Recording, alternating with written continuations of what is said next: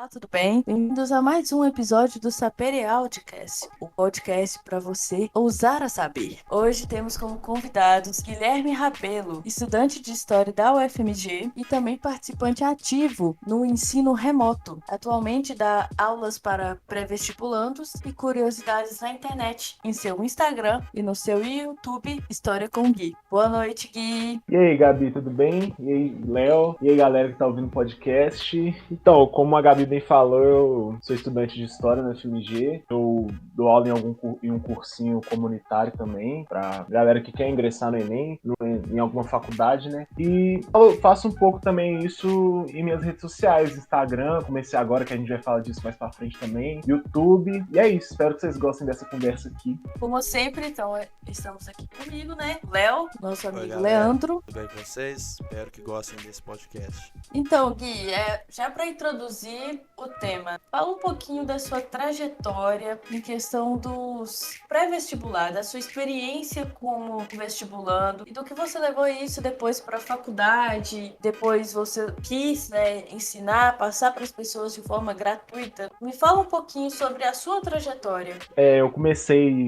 a entrar nesse universo de pré-vestibular no meu terceiro ano, em 2017. Inclusive, foi o ano que eu descobri que existia Enem. Até então, como eu estudei em escolas bem ruinzinhas, públicas de bairro mesmo, essa informação é bem diferente, né, do que em escola particular e tal. Então, os professores não costumavam falar muito disso, não tinham muita estimativa. Aí, quando eu estava no terceiro ano, foi um professor de um cursinho na minha escola para falar um pouco sobre. E acabou que eu vi que era uma boa oportunidade de tentar ingressar em uma faculdade, uma universidade pública. Eu comecei a fazer um cursinho. Só que, como eu não tinha uma bagagem muito boa, não sabia matemática básica até, porque a escola realmente não era muito boa, acabou que eu não passei nesse primeiro ano de cursinho, fiquei bem decepcionado, assim. Apesar de eu me dedicar bastante nos estudos, foi um ano bem difícil, principalmente pelo fato de não ter muito apoio, porque fazer história no Brasil é bem difícil, bem difícil. Talvez 90% das pessoas que estudam história teve que lidar com bastante preconceito, tanto da família quanto das pessoas, então já era uma carga muito grande, assim, para carregar, e ainda mais para ter essa decepção de não passar no vestibular. Aí acabou que eu fiz uma escolha que foi fazer mais um ano de cursinho.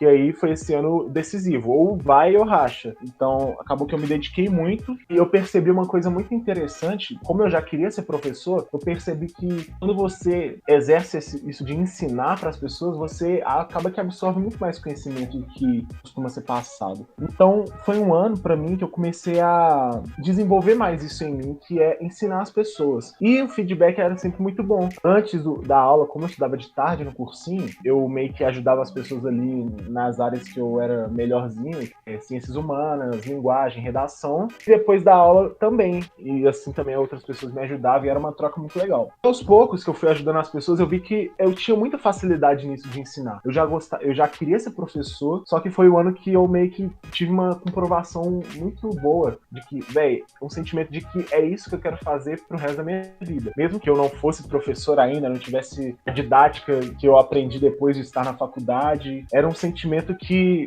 acho que eu nunca tinha sentido isso na minha vida, esse sentimento de é isso que eu quero fazer pro resto da minha vida. E escolher história acabou que foi uma coisa muito natural. Acho que talvez todo mundo que decide fazer história ou algum curso assim de licenciatura acaba que escolhe porque tiveram professores que influenciaram durante a sua vida, e comigo foi assim com a história. Eu tive professores de história que acabou que mudou minha vida, literalmente, assim. A visão que os professores tinham, o jeito que eles ensinavam, foi uma coisa que realmente mudou minha vida, mudou minha forma de pensar, e não tinha outra escolha, era isso que eu queria fazer, ensinar história pro resto da minha vida. Então, quando eu percebi que é isso mesmo, me deu até uma sensação de, eu preciso fazer dar certo, eu preciso ir lá, eu preciso passar nesse vestibular, independente de qualquer coisa, eu não tenho outra escolha, porque eu preciso fazer isso no resto da minha vida. Simplesmente isso. Com esse sangue no olho, eu fui lá, fiz o Enem em 2018 e passei. Quando eu entrei na faculdade, foi um sentimento sentimento de dever realizado, assim, sabe? Foi quando eu olhei minha nota, eu desabei, comecei a chorar muito, porque era um sentimento que vim de uma escola ruim, que não tinha uma bagagem boa, achei que eu nunca ia sentir na minha vida, que era eu conseguir fazer uma coisa que é, tipo, passar na melhor universidade do país por mérito próprio, porque eu fui lá correr atrás e consegui. Então é um sentimento muito bom. E quando foi passando o tempo na faculdade, assim, quando começou a quarentena mesmo, eu percebi que eu tava perdendo muito meu tempo ficando em casa à toa, porque eu já tinha uma boa bagagem da história, porque eu percebi também que as matérias que os professores costumam ensinar ali na sala de aula são matérias que eu já tive contato em algum momento, tanto na escola quanto no pré-vestibular. Então eu tinha uma certa capacidade de ensinar a partir daquele momento, mesmo não tendo terminado a faculdade. Então eu decidi arriscar, eu decidi começar a dar aulas particulares, fazer vídeos, enfim, tentar fazer de alguma forma com que eu exercesse essa profissão. Só que foi passando o tempo, foi passando o tempo, acabou que eu tive a sorte de ter algumas pessoas bem grandes, assim, desse cenário da educação me ajudando a divulgar. Então acabou que cresceu bem mais esse lance de dar aula para as pessoas nesse período de quarentena. Nossa, Gui, eu me lembro agora mesmo que quem te ajudou muito foi a própria Débora Ladim, né? Na época que começou esse grande problema das pessoas precisarem ter acesso à educação no meio de uma pandemia, com muitas dificuldades técnicas, dificuldade de acesso à internet, dificuldade de ter um computador em casa, e nisso tudo, dificuldade de pagar um cursinho. Lembro que começou um movimento, a própria Débora Ladim ofereceu o curso dela a preço de quase de graça, assim. Uhum. E aí você Inclusive, ela me falou que fez esse valor mínimo justamente porque a plataforma que ela usou para fazer as aulas não deixou ela fazer de graça. Então meio Ou era que... Hotmart, né? Hotmart não permite, não. Nossa, eu não sei qual foi. foi. Mas teve uma treta assim. Ela realmente queria fazer gratuito, mas a própria plataforma não deixou. Mas tanto, ela pagou pra muitas pessoas, inclusive, né? E assim, eu achei que foi muito legal essa movimentação que ela fez, porque inspirou as outras pessoas a fazerem de forma gratuita também, né? E eu sei que você teve um incentivo muito grande por parte dela, questões de como gravar um vídeo bem. Sim, tipo assim, a priori, ela só me ajudou divulgando. Só que como eu sou espertinho, eu sou malandro, eu já chamei ela no privado, já conversei com ela e falei assim, você não anima fazer alguma coisa junto, não? E então acabou que a gente deu muitas aulas juntos. Sério, que legal, velho. Legal. Eu fazia na Twitch as aulas, como foi muitas pessoas que me chamaram, foi mais de 1.000 pessoas que me chamou pra saber das aulas, não tinha mais como eu fazer aula particular individual, né? Então acabou que o Rafael, que era da nossa sala, que mudou de curso agora, Sim. de fazer live, fazer ao vivo as aulas. Aí acabou que eu fiz, inclusive dava muita gente essas aulas, dava, sei lá, 300, 400 pessoas na aula. Então isso foi um momento muito legal. Só que acabou que decidi mudar pro YouTube, só que no momento que eu decidi mudar pro YouTube foi o momento que o Ministério da Educação mudou a data do Enem, aí acabou que muita gente desanimou, então meu público diminuiu bastante, mas ainda tinha muita gente lá querendo as aulas, foi um momento muito legal. Ô, Guilherme, eu lembro que você falou sobre o preconceito que o pessoal que decide fazer um curso, principalmente voltado para a área do magistério, da licenciatura, o pessoal sofre bastante. Eu sofri bastante, creio que a Gabi também sofreu, e eu acho que esse preconceito, ele começa... Não preconceito, talvez uma preocupação. Surge principalmente em casa, né, velho? Meu Deus do céu. Eu lembro que eu passei por maus bocados. Principalmente, não quero, generalizar falando que pessoas conservadoras tendem a ser mais preconceito com essas áreas, mas foi o caso que aconteceu aqui em casa. Pelo fato de ser uma casa muito conservadora, meus pais são militares, então surge um preconceito muito grande pelas pessoas que decidem fazer ciências humanas, né, de faculdade. Pelo fato de ter um estigma que todo mundo conhece já, que é o estigma que essas pessoas carregam. Mas o jeito que eu lidei com isso, sofrer esse estigma da família, da sociedade, foi mostrando que, independente do que as pessoas acham, pensam, é o que eu quero e ponto. Sabe? Não tem o que fazer em relação a isso. Eu vi que recentemente você até publicou um vídeo no Instagram falando sobre as diferenças entre motivação e disciplina, né? Eu até tinha votado na sua enquete falando assim que eu acho mais importante disciplina, porque a disciplina é uma coisa que eu sinto que é mais difícil da pessoa ter. Mas a motivação realmente é uma coisa que também carrega, sabe? Com a motivação você ganha disciplina, de certa forma. São coisas que codependem uma da outra. Com certeza. Inclusive, tipo assim, eu fiz esse. É uma coisa mais chamativa, assim, sabe? De falar que um anula o outro, que dá a entender um pouco isso no título, mas realmente, uma coisa caminha com a outra. A experiência que eu tive ano passado, tipo, foi um ano que faltou muita motivação para muita gente nesse lance de estudar pro Enem. Porque o governo não ajudou, a pandemia não ajudou. Então, tipo assim, motivação é uma coisa que faltou muito. E eu tentava sempre fazer aulas motivacionais para as pessoas, tanto dando exemplo da minha história, que eu tive que passar para estar onde eu tô, tanto animando de alguma forma essa galera. E eu percebia que essa motivação, apesar de ser muito boa, durava pouco tempo, sabe? Eu motivava. Passava uma semana o povo tava empenhado, passava 2 semanas estava empenhado, mas depois desanimava de novo. O que diferenciava a pessoa que mantinha esse foco em estudar para o vestibular mais do que 2 semanas era justamente a disciplina. Foi também o que aconteceu comigo no meu momento de pré-vestibular. É muito difícil eu ter uma motivação justamente por ter preconceito do que eu queria fazer para faculdade. Meus pais não me apoiavam na época. Enfim, era muito difícil, eu não tinha uma boa estrutura educacional antes. Então, o que fazia eu estudar era ter uma disciplina de todo dia acordar 8 horas da manhã, ir pro cursinho, fazer, sei lá, 100 exercícios de matemática no dia. Era uma disciplina que eu tinha, porque se eu dependesse só de motivação, infelizmente não ia acontecer. Mas, igual você falou, uma coisa pode muito bem acompanhar a outra. Eu podia ter uma motivação de que eu quero estudar nessa universidade esse curso, então é isso que me motiva. Eu vou estar lá daqui a um ano, sabe? Eu acho que quando a gente vai fazer um curso, eu falo por mim, creio que várias outras pessoas, principalmente da história, existe um dia ou um momento que você fala, puta merda, é isso que eu quero pra mim. Você teve esse dia e como foi? Tipo, você olhar e falar, puta que pariu, é isso que eu quero pra minha vida pra sempre, velho. Eu sou apaixonado com isso. Mano, eu costumo falar nas minhas aulas que eu sou um ponto fora da curva, porque eu tive essa impressão muito antes de entrar na faculdade. Quando eu entrei na faculdade e vi que tinha gente que tava lá meio que, tô aqui, tipo, vendo se é isso que eu quero, tô vendo se eu gosto, eu entrei sem ter certeza, eu tomei um susto meio que, sério que tem gente que entra na faculdade sem saber o que quer realmente? Só que aí depois foi passando o tempo, eu fui entendendo que é super normal, inclusive é o que acontece com a maioria. Só que foi quando, igual eu falei antes, velho, quando eu tava já no cursinho, eu olhava os professores ensinando e já tinha uma certeza de que, velho, não tem outra opção. Se eu não fizer isso aqui na faculdade, eu não vou fazer mais nada. Então, e quando eu entrei na faculdade, todo dia era incrível, sabe? Era mais uma certeza do que eu queria. Com vocês, como é que foi? Comigo foi através de uma aula também.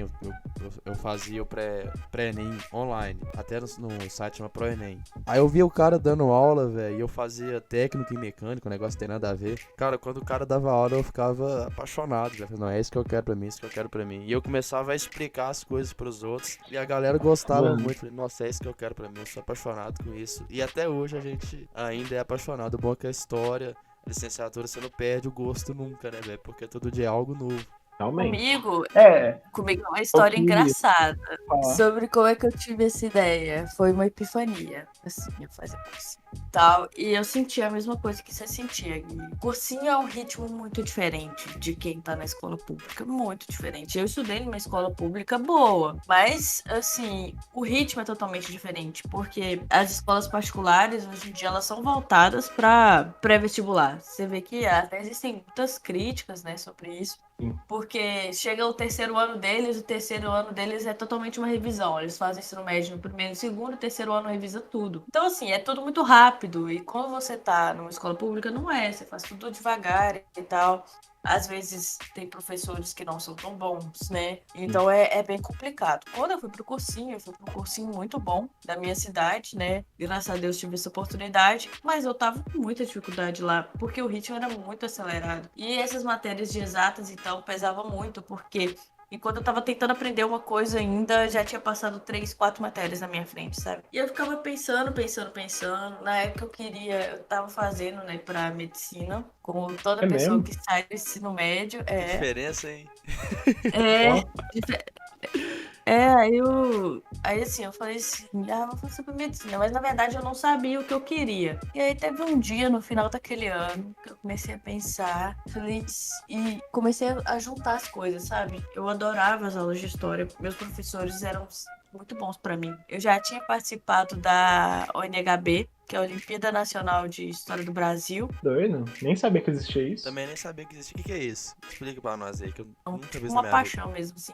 Vocês nunca participaram do NHB? Gente, é mágico. Nunca. Nunca nem ouvi falar Nem sabia que disso. existia isso, pensei que era só de matemática. Também. Não, a Olimpíada Brasileira de História do Brasil, eu acho que, se eu não me engano, é a partir da 9ª série que você pode fazer. E você participa uns 3 anos, né, da sua formação, né? Aí, mas cada Olimpíada é 1 ano. E a Olimpíada funciona assim, ela é de maneira à distância. Você é um grupo de 3 pessoas. Você pode escolher, inclusive, o nome do seu grupo, assim. E aí é uma série de atividades. Eles passam perguntas, que não existe uma pergunta que tá totalmente errada. Na verdade, existe. É 0. E as outras perguntas, elas têm valores diferentes, sabe? Tipo, uma tá totalmente certa, a outra tá mais ou menos certa, sabe? Elas têm valores diferentes. E também passavam um trabalho por semana, que era um trabalho tipo de pesquisa histórica mesmo, sabe? Por exemplo, analisar um quadro, ache tais elementos aqui, sabe?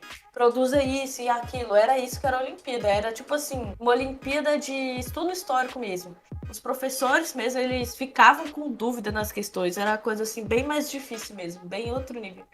Era análise documental, coisa que a gente faz hoje na faculdade, né? Então, Caralho, assim, mas você teve no ensino médio? no ensino médio, e não Que pagava isso? nada pra fazer. Muito doido. A escola se inscrevia, sabe? Só que a final que era em Campinas. Aí, quando as pessoas passavam para essa final, aí os pais se reuniam, juntavam dinheiro, né, dos pais da escola toda, para levar essas pessoas para lá. Não foi no meu caso. Eu sempre ia para semifinal, mas eu não ia para final. Faltava pouquinho, mas amigos meus foram para final e foi uma experiência incrível. Lá você faz uma redação e tal, uma coisa bem Eles doida. ficam na Unicamp? Ah, E aonde? Eu acho que é na Unicamp, se eu não me engano é na Unicamp.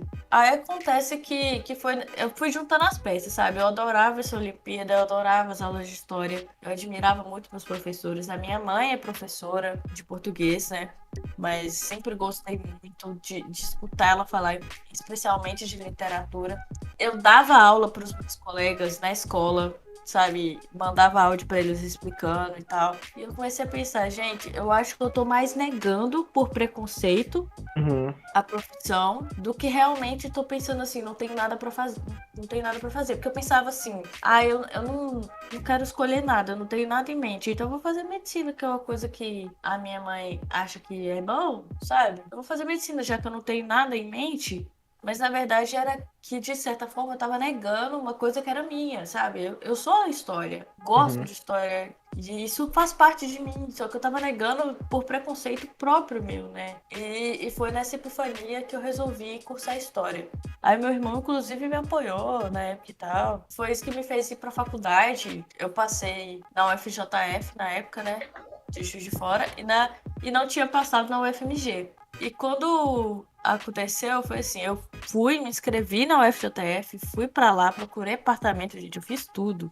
E eu tava, tipo assim, muito triste porque eu não tinha passado na UFMG e tal ainda. E aconteceu que eu tava na rodoviária de Belo Horizonte pra voltar pra minha cidade, que tinha que pegar 2 ônibus pra ir pra Juiz de Fora. E a minha mãe falou assim, Gabi, por curiosidade, olha aí o site, que já tava na 13ª chamada, eu achei que eu não ia ser chamada, entendeu? Aí eu olhei e tava lá meu nome. Gente, eu liguei pro meu UFJF na hora e falei, cancela tudo, passei na UFMG. Foi basicamente É um sentimento inexplicável, né, velho? É uma alegria muito grande, né, velho? não tem como explicar. Mas, Gabi, só pegando um gancho do que você falou, uma coisa que eu tava conversando com o Luiz e o Vinícius lá da nossa sala, que por muito tempo também, quando as pessoas me perguntaram o que você quer fazer na faculdade, eu ficava meio que esquivando. Falava, sei lá, vou tentar direito, vou tentar medicina. Pra não falar que eu realmente queria história. Né? E, sei lá, se libertar, bater no peito e falar, eu quero fazer história também é muito bom, sabe? Poder falar pra todo... Tem até uns vídeos da Débora Ladinho que ela fala isso, né, velho? Você poder falar abertamente, não, eu faço história, é isso que eu quero. Porque tem pessoa que pensa que história não é nem curso, né, velho? Que cara tá lá mais pra divertir, mas não é, mano. A pessoa tem que ir lá pra ver como que é feito. Com certeza. E também, tipo, falando também um pouco do que a Gabi falou de eu sou a história e tal, no meu cursinho tinha até um monitor lá que adorava entrar em polêmica, que ele falava pra todo mundo a exatas e outras matérias que a ciência humana era a ciência mais evoluída, que realmente faz muito sentido, velho. Tipo, ciência humana é o que a gente tá vivendo agora, sabe? É uma coisa muito que muda toda hora e a gente tem que lidar com isso, a gente é historiador, né? Com certeza. E eu sempre penso também, eu acho que você pode até dar um conselho para os ouvintes que estão nos ouvindo, porque a pessoa é a respeito desse medo, porque a pessoa tem medo de chegar lá na frente, e eu já escutei muito isso. Se você fazer história, você vai passar fome, porque o professor não recebe, o professor recebe mal, os alunos batem nos professores, e não que não seja verdade, né? E não que não seja verdade. É verdade. Falando assim. E não que não seja verdade, mas também não é assim, né, velho? Eu acho que a gente, como está fazendo história, a gente tem que apresentar para as próximas pessoas que existem outros caminhos, que não existe só aquela escola do seu bairro estadual, que o cara tá lá insatisfeito. Tem outras escolas, às vezes você pode seguir um caminho de um museu, de uma biblioteca, de um professor de universidade.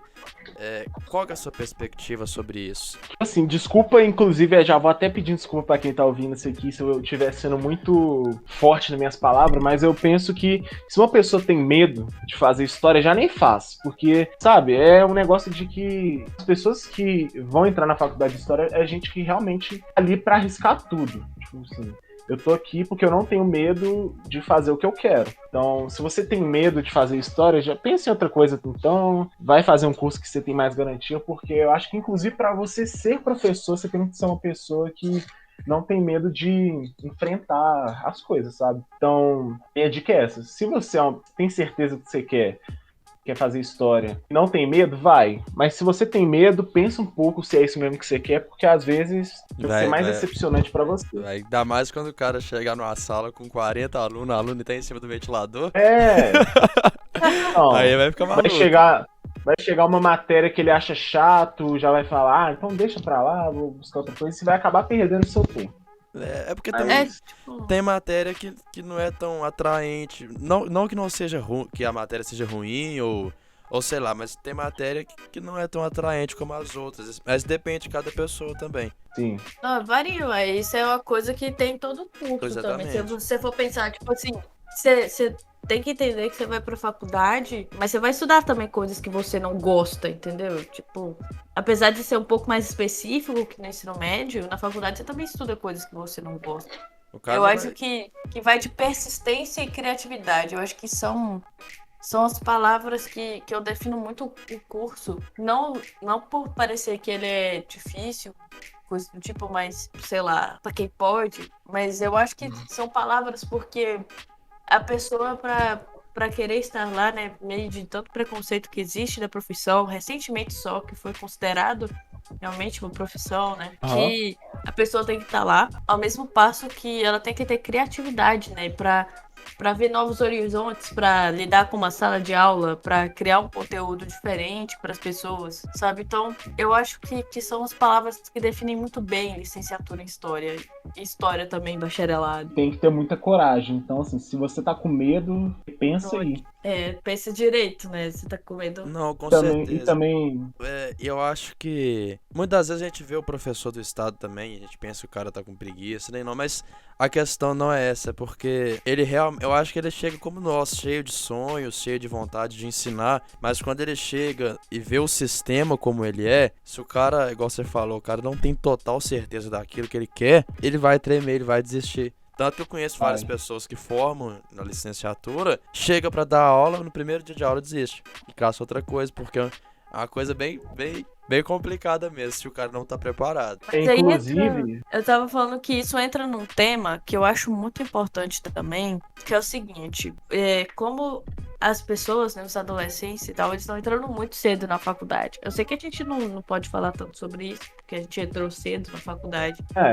Mas, com tipo 18 assim, anos, né, ou 17 anos, vai estar 18. Sem saber o que quer, né? Com certeza. Mas, tipo assim, também falando... Curso e tal. Falando um pouco do que o Léo tinha tocado também no assunto, de A pessoa às vezes tem medo porque, enfim, acha que formar em história se resume a você dar aula em uma escola pública. Não necessariamente, porque a Gabi também falou que você tem que ter criatividade. Assim, se você é criativo em uma determinada área, você pode ganhar muito dinheiro. E se você tem coragem também. Então, tipo assim, eu chegar no meu, sei lá, segundo período, arriscar começar a dar aula, e isso me deu a sorte de conhecer pessoas muito influentes na área, quer dizer que eu tive coragem de fazer. Com certeza, E com certeza. também arriscar isso de. Mano, a tecnologia, querendo ou não, ajuda muito isso. Eu tava. Assim, eu sei que hoje em dia é meio zoado esse negócio de marketing digital, que as pessoas ficam criticando porque tudo é marketing digital. Só que eu tava vendo uma pessoa falar sobre isso, de como tipo assim, o seu celular pode te ajudar a crescer muito mais a sua imagem, ter muito mais influência. E isso, querendo ou não, uma hora ou outra vai te dar mais engajamento e vai fazer você ganhar mais dinheiro. Então, tipo assim, eu percebi, eu tava pegando uma rede social minha, que é o Instagram, tava meio que desperdiçando ela, postando foto da minha cara só, sendo que lá eu tenho muitas pessoas que me seguem, e eu tava desperdiçando essa oportunidade de fazer um público que vá gostar de me ensinando, sabe? Então, meio que, sei lá, velho, hoje em dia com a tecnologia é muitos caminhos que você pode seguir, não é só chegar numa sala de aula de uma escola pública que o aluno vai te bater, porque eu sou cara, sabe? Acho que são infinitas possibilidades. Não, e sem falar que depois que você entra na universidade, ali é um mundo de possibilidades. Você fica até meio doido, assim, com tanta coisa que tem pra fazer. Tipo, você tem a oportunidade de aprender uma língua estrangeira, né? Você tem a oportunidade de fazer vários outros cursos paralelos ao seu, nos ativos, né? Você tem a oportunidade de repente, fazer um estágio lá fora. Sabe? Então, assim, é muita oportunidade que uma universidade te oferece, sabe? E Inclusive, assim, na verdade, não só oportunidade, possibilidades, né? Várias coisas pra você seguir, várias opções pra você seguir, né? inclusive, a área que eu penso em fazer uma pós-graduação é uma área que me dá a oportunidade de dar aula de artes, por exemplo, porque eu quero fazer uma pós-graduação em arte barroca. Então, tipo assim, eu faço história, se eu quiser daqui a uns anos eu posso dar aula de uma coisa que tem a ver com história, mas caminha por muito mais outro lado. Enfim, a faculdade é um campo que te expande muito a cabeça e eu sou apaixonado por isso. É verdade, é muito bom, né, velho? Muito bom. Meu Deus.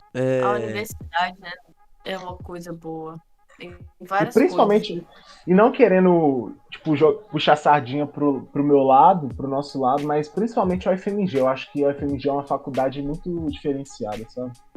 É uma faculdade que oferece muita coisa, muita coisa. Eu fiquei besta, de verdade, quando eu entrei lá. Eu esperava menos, sabe? Tipo, e veio muito mais do que eu esperava. Você acaba vivendo aquilo, né, velho? Se você quiser ficar o dia todo lá assistindo. Tanto que quando eu entrei, cara, eu assisti a aula de pós-graduação, acho que o Pedro lembra disso, assistir umas horas de pós-graduação, fazer cursinho. Mano, é muito. Almoçava lá, é muito legal, velho. Eu acho que é isso que diferencia das outras, porque, por exemplo, você tá fazendo uma universidade privada. Eu não sei porque eu nunca cheguei a fazer, mas eu creio que o cara só vai lá pra estudar, realmente, às 4 horas. Mas na UFMG não, lá você pode ficar o dia todo, você vive aquilo, você almoça lá, você faz curso, você assiste a aula, você vive aquilo. Você dorme lá também, Você né? dorme lá, você quer dormir lá o dia todo. Os caras dormiam lá, jogavam baralho, dançavam forró, né, Gabi? Nossa, toda quarta-feira lá, o Picaderró, gente, mete pau. Bom demais. E o melhor de tudo também é que é de graça, né? É de graça, é tudo de graça, velho, tudo de graça. Esse era aquele RU que tá caro, né, gente? Podia baixar o preço. Mas gente, pra vocês terem uma noção, pra quem não tem noção, o RU é R$5, tá? Ainda é barato. Mas é porque tem faculdade que o RU é tipo R$2. Comparando com as outras, a FMG é uma das mais caras. Se não a mais cara. Acho que tem mais caros, assim. Deve ter, não é possível. Mas comparando com os outros, né? Vai lá comer na PUC pra você ver. Não. Comparando com o PUC, né? Vai ser R$5 isso é coxinha. Na moral. Mas, falando sobre o vestibular, que é um tema que você gosta muito de falar, você acha que existe uma inversão?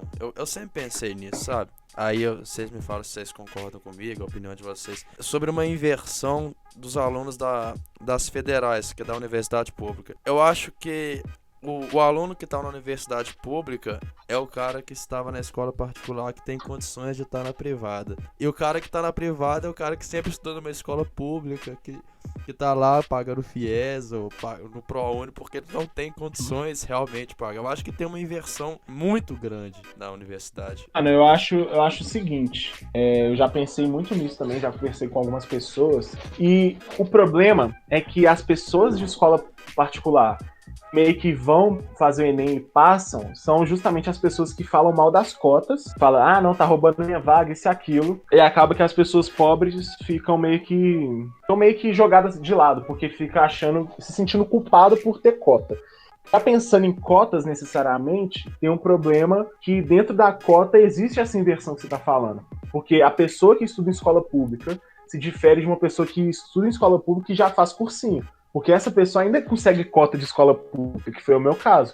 Então, tipo assim, querendo ou não, é uma disputa desleal em vários sentidos.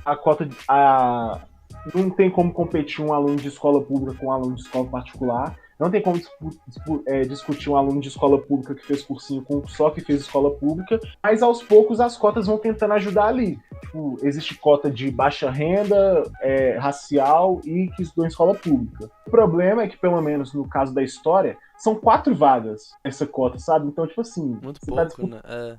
Muito pouco, mano. Inclusive, em 2000, não sei se foi em 2017, 2016 que entrou cota para pessoas com deficiência, mas eles tiraram número de vagas dos cotistas. Então, tipo assim, era pouca vaga e quando eles vão colocar outra vaga, tira vaga de quem já tá com pouca vaga. Então, sei lá, velho. Eu acho que realmente que é uma disputa muito... desleal, né? Uma disputa desleal. E um adendo, quando essas vagas não são preenchidas, essas vagas de deficiente, ela não vai pro cotista, ela vai pra ampla, né? Quando não é preenchido, volta pra ampla. Então, é uma quando coisa... Quando tem lista de espera, 1, 2, 3 chamadas, custa pra chamar a gente da cota. Geralmente só chama ampla concorrência, então, sei lá, véio, é muito difícil isso. Meu Deus. Não, é estranho. Tanto que eu disputei, eu sou cotista, eu disputei pela cota também, porque eu sou de escola pública. Aí você meio que disputa com outro universo, né? Mas se eu, por exemplo, se eu estivesse disputando na ampla concorrência, com certeza eu não iria conseguir, porque eu sou de uma escola de bairro, igual você falou, e que, mano, a gente não tinha nem sociologia e filosofia direito, mas é por causa do sistema, entendeu?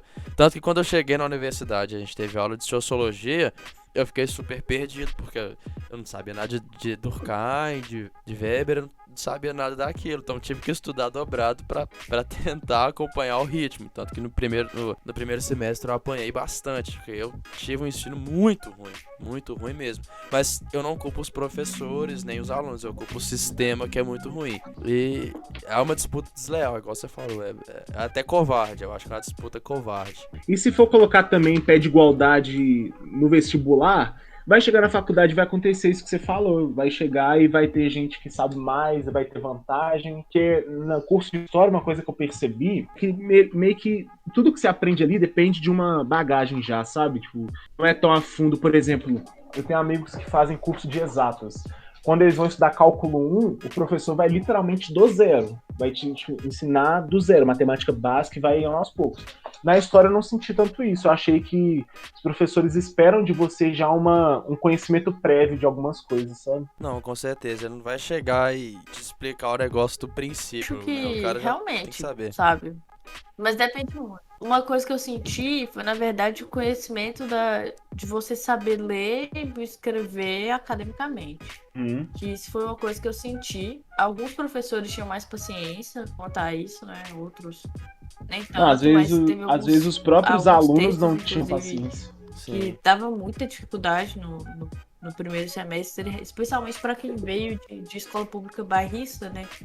Que foi o meu caso. E tem outras coisas também, tipo, eu fico muito incomodada com as cotas, porque, assim, o foda é o que acontece. É dividido basicamente 50-50. A UFMG ainda é um pouquinho mais que eles falam, né? Acho que é 53% de cotas. Só que dentro dessas cotas é dividido em várias subdivisões, sabe? E essas subdivisões acabam que diminuem muito o número de cotas para cada cota. Então, igual o que falou, não, para baixa renda são 4 vagas, sabe? Gente, é a universidade pública, era para ter mais vagas. E por que tem 50% de vagas para ampla concorrência, sabe? Não faz sentido na minha Não, cabeça. pra quem estudou em escola pública, são 4 vagas, tá ligado? Nossa. Então, Sim, tipo assim, mas talvez seja até um pouco radical eu falar isso, mas eu acho que se a pessoa estudou numa escola particular e eu acho que e também para entrar na Universidade Federal, eu acho que deveria ter comprovar uma renda. Porque se a pessoa tem condições financeiras de estar numa universidade privada, eu acho que aí o morador, lá, por exemplo, lá de uma comunidade ou do interior que não tem condição nenhuma de pagar uma universidade, eu acho que aquele lugar é dele, entendeu? Mas talvez seja muito radical falar isso, porque tem que ver cada caso, né? Eu acho que tem que diferenciar uma coisa. Gente rica mesmo, né? Porque tem diferença entre gente rica, classe média e gente pobre. Com Uma pessoa certeza. classe média, às vezes consegue pagar uma escola particular, mas não consegue pagar uma faculdade. Dependendo da classe da pessoa. Se for média baixa, por exemplo. Uma pessoa pobre não vai conseguir pagar nada, né? Nem uma escola, nenhuma faculdade. Agora, a pessoa rica, tem gente rica na faculdade, Exatamente, sabe? mas é essas que incomodam, né? O cara que é muito rico e tá na Universidade Federal. É direito dele tá lá, né? Que é direito dele tá lá. Mas tipo assim, financeiro e tal. É porque ele paga imposto, igual todo mundo. Mas o que eu acho errado é o número de pessoas pobres ser menor do que o número de pessoas ricas, sabe? Tipo, a conta não fecha, sabe? Não faz muito sentido isso na minha cabeça, sabe? As pessoas ricas têm direito de estudar na Universidade Federal? Tem, porque ela paga imposto, né? Ela tá pagando por isso. Mas a gente realmente tá balanceando direito essa balança? Realmente tem uma igualdade de pessoas, de tipo de pessoas. será que é justo deixar 22 vagas pra rico e 4 pra quem veio de escola pública, sabe? Pois é isso. Né? E acaba que realmente o cara pobre, ele tá na universidade privada. Tá lá, tem que trabalhar o dia todo pra pagar a universidade dele, porque senão ele não consegue. Às vezes, às vezes trabalhar e estudar e você não vai ser um bom aluno, não vai conseguir um bom emprego porque você não se dedica 100%. Aí vem aquela coisa, né? O rico sempre vai ficar mais rico, o pobre sempre vai ficar mais pobre. Não tem como, né? Não tem como fazer pensar em algo diferente, né, velho? Mas a Gabi falou um negócio muito importante que eu até gostaria de contar pra vocês. Acho que eu nunca cheguei a contar isso pra ninguém, mas no meu primeiro semestre, e até pros ouvintes que for escutar, que também são de escola pública, cara, no primeiro semestre, em relação à escrita acadêmica, eu tive muita dificuldade. Tanto que naquela matéria de história antiga, eu tive que marcar uma reunião, porque eu tinha tirado uma nota muito baixa nas duas provas. E aí que tá o negócio do professor, que é camarada, né? Porque eu falei assim, ó, o nome dele era do Rafael, né? Rafael Escopacasa. Eu falei, olha, tô com muita dificuldade e se tem como você conversar comigo pra me ajudar. Aí o cara foi, me chamou no escritório dele, lá na UFMG. A gente conversou, o cara me explicou onde que eu deveria mudar. Então isso que é legal, né, velho? Os professores lá da UFMG, bom, não posso falar a todos, mas eu acho que todos aqueles que a gente teve são muito gente boa, eles estão pra ajudar, eles conversam com a gente. Entendem, né, a necessidade da gente, tipo... Ainda mais agora na pandemia, eu senti que a maioria dos professores foi muito tranquilo, sabe? Todos tipo, são muito de ajudar legais. e tal. Eu tive, no primeiro período, eu também tive bastante dificuldade, pelo mesmo motivo que o Léo, por causa da escola que eu vim e tal. Os professores foram muito compreensivos, mas eu tive alguns problemas com os próprios alunos, que vieram de escolas boas, e meio que eu não sabia fazer alguma coisa BNT ali, e levar xingo de membro de grupo por causa disso. Isso é foda, né? Isso é ruim. Isso é ruim. É horrível. Eu também não sabia, gente. Nossa, a BNT é um negócio que eu tomei um pau, viu? Tipo, eu não sabia fazer bibliografia. sabe? Eu ficava assim, meu Deus, eu não consigo fazer a bibliografia desse texto que eu vi, desse livro que eu vi. Eu sempre pedia pro Maia, eu falava assim, Maia, eu não consigo, cara. Não sei fazer. Sim, Aí, tipo assim, é meio até vergonhoso, né? Porque, tipo, uma coisa básica para os universitários e a gente não consegue fazer porque a gente não aprende, né? E sim, uma coisa que me ajudou também foi aquelas matérias do GIS. Eu não sei se vocês lembram, mas tinha um tinha. negócio de escrita acadêmica lá que eles ofereciam, assim, que era meio que à distância, sabe? E isso aí me ajudou um pouco. Me fez aprender mais de bibliografia, essas coisas assim. Mas se não fosse essas coisas, eu acho que eu ia estar perdida, assim. Porque a galera mesmo vê com um pouco de preconceito. Tipo, nossa, é só pesquisar e tal. Mas Sim. às vezes a gente não entende, não tem prática, pô. Mas é os alunos, eu acho que é igual o Guilherme falou, é mais os alunos, porque esse semestre foi esse mesmo que eu tava com dificuldade em escrever resenha. Aí eu conversei com o Mauro, professor de História da Ciência, e eu mandei um tanto de resenha pra ele, um tanto de e-mail pra ele avaliar, e o cara naquele empenho, porque ele não tem obrigação de fazer isso. Eu penso que ele não tem obrigação de fazer isso, mas o cara faz isso respondendo meus e-mails, corrigindo minhas resenhas, fazendo isso pra ajudar, velho. Isso que me E deixa voltando, esperançoso. tipo assim, fazendo então agora meio que um círculo voltando pro início da nossa conversa, a gente que estuda para ser professor, meio que a gente faz isso porque a gente ama isso. Então, quando a gente estiver já lá exercendo realmente só isso, só dando aula a vida toda, e que é porque a gente ama, então a gente vai ter prazer em ajudar, a gente não vai julgar nem nada. É só porque a gente ama isso, sabe? Eu acho que nunca pode julgar a dificuldade de alguém, né, velho? Acho que é o ponto-chave. Você nunca julgar a dificuldade de alguém. Mas tem uma coisa também, Gui, que eu queria saber a sua opinião, assim.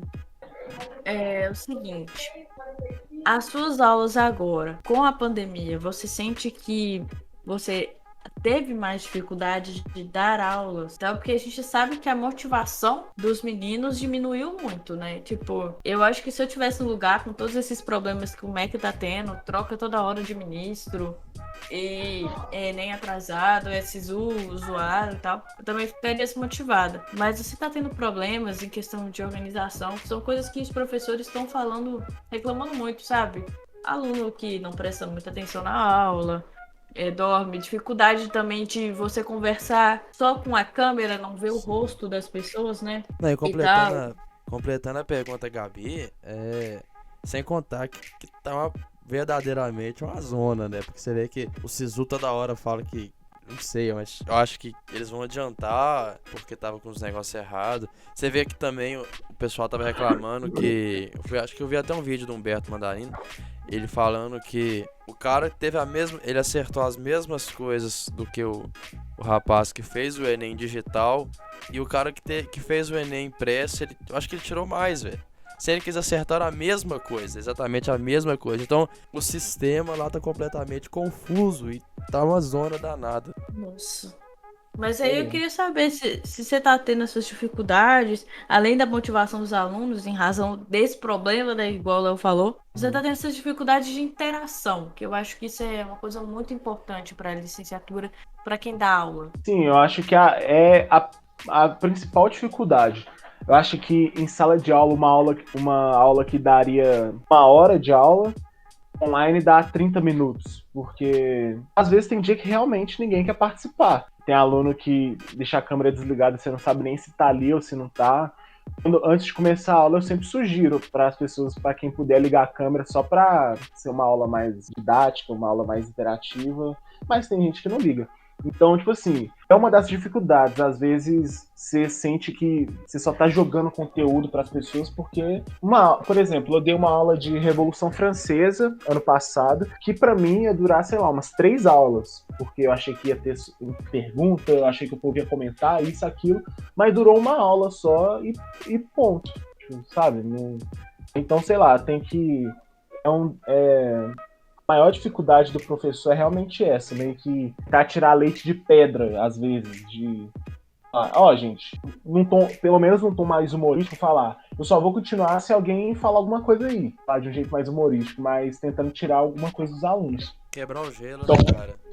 quebrar o gelo, fazer uma aula diferente, tipo, uma coisa que eu gosto muito de fazer muitos vídeos do Porta dos Fundos que conversam com a história e, tipo, colocar esse vídeo durante a aula, sabe? Então, meio que tentar, pelo menos, arrancar uma risadinha pro aluno ver que não é um clima muito maçante, porque, querendo ou não, estudar pro Enem é uma coisa maçante, então, e estudar EAD é uma coisa maçante, então junta esses dois, meio que é o pior dos dois mundos. Então acaba que, sei lá, você tem que fazer de tudo para que seja uma coisa legal.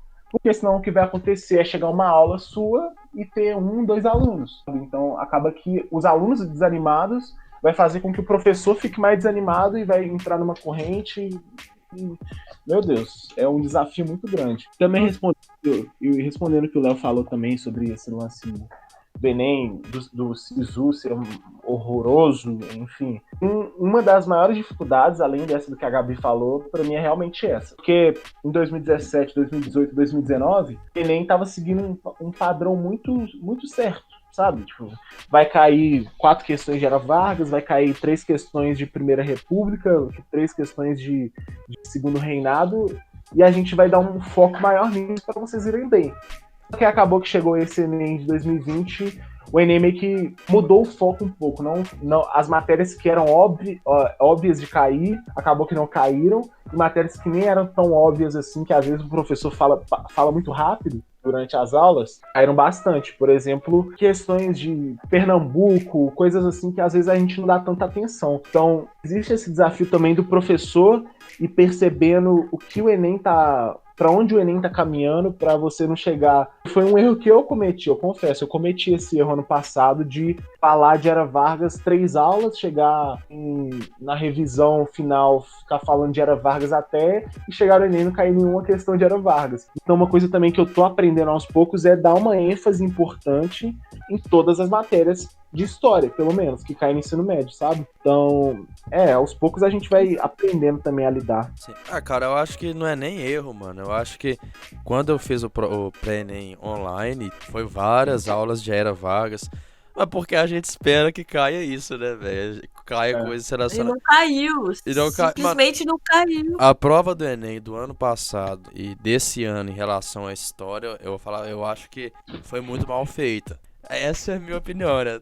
Mas aí que você, como está ensinando para o pré-vestibular, você pode falar melhor, mas eu acho que foi muito mal feito, porque foi muito difícil o cara responder aquilo sem ter um conhecimento muito grande. Eu acho que é muito difícil. Eu acho que o Enem tá pensando em novas tendências de como fazer a prova, sabe?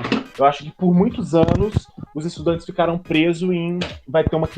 Vai ter 15 questões de história, 15 questões de geografia e 15 questões de, sei lá, de filosofia e sociologia. Nem sei se é 15 certinho, mas enfim.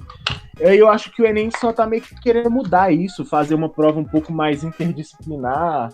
Sim. E a gente não tá acostumado com isso. Mas assim, realmente, pode ser que tenha sido mal feita, mas o que resta pra gente é aprender o Enem, aprender como que estuda direito pro Enem e passar pros outros, sabe?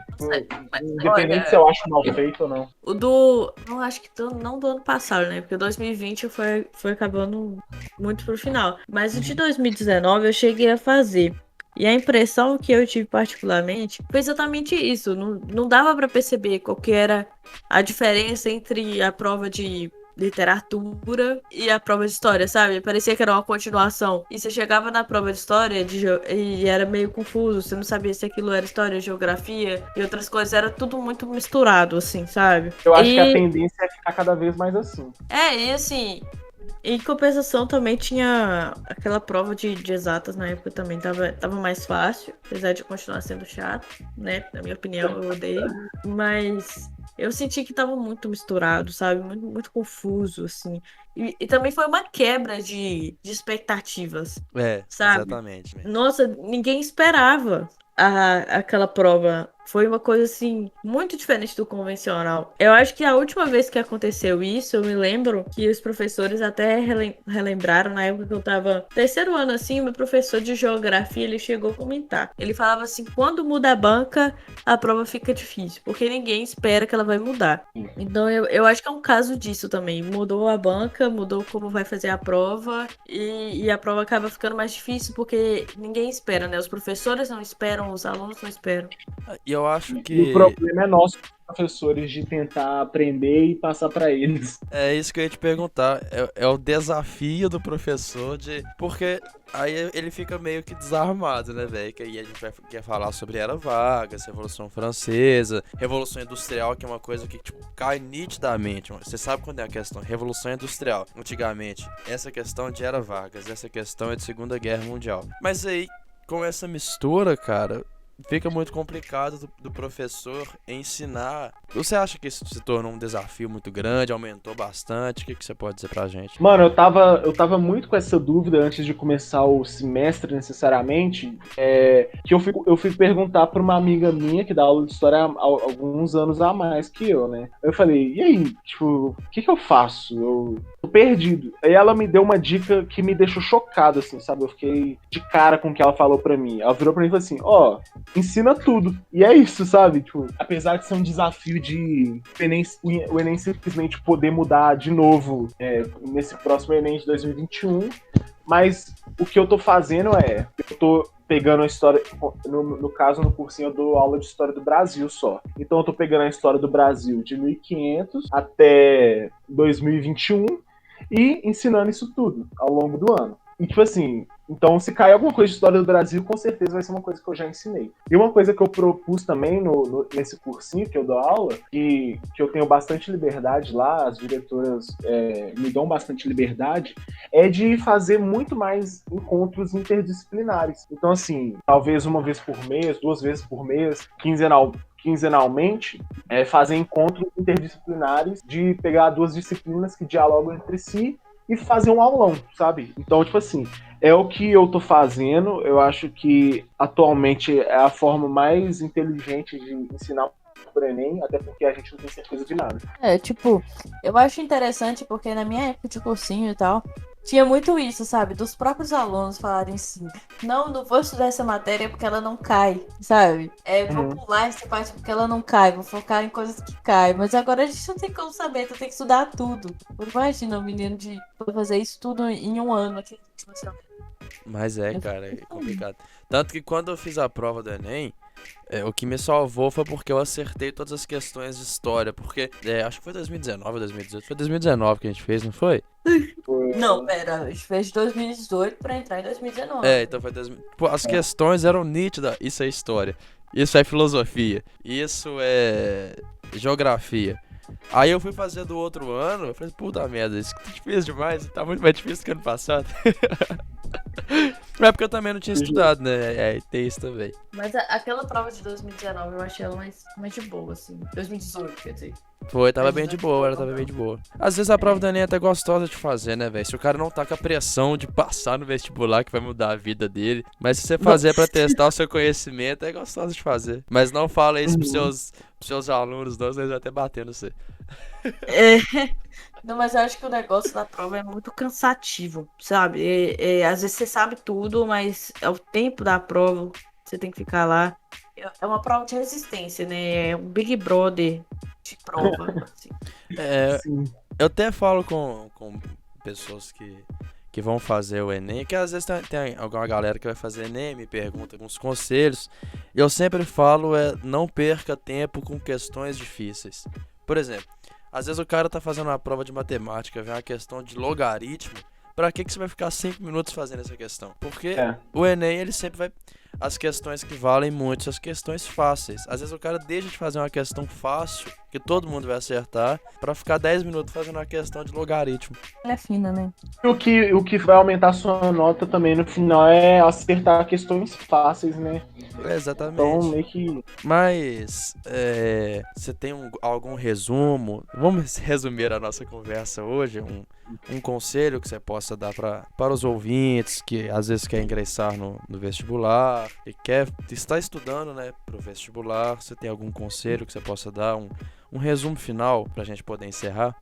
Sim, o meu conselho é o que eu falo para todos os meus alunos.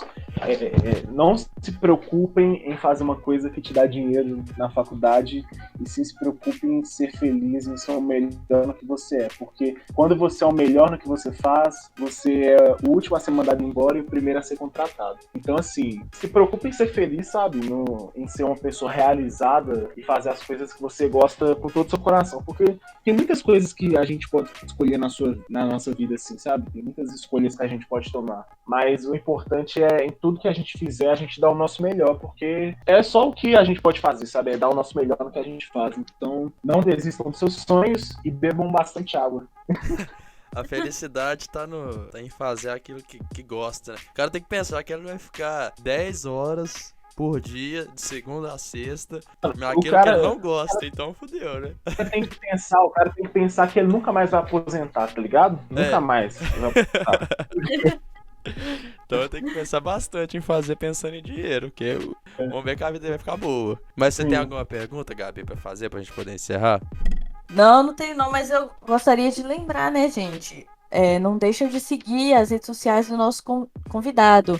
No Instagram é Gui_Rabelo, com um L só. E no YouTube é História com Gui. É isso mesmo, Gui? Exatamente.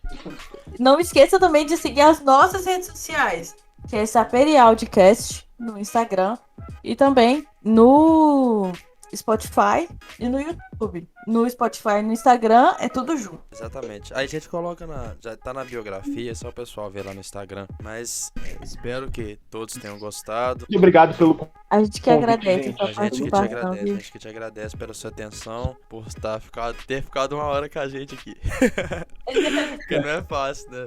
Mas muito obrigado. Legal. E das próximas vezes também vamos te chamar com toda certeza. Muito obrigado e tenha uma boa noite. Boa Adeus. noite. Adeus.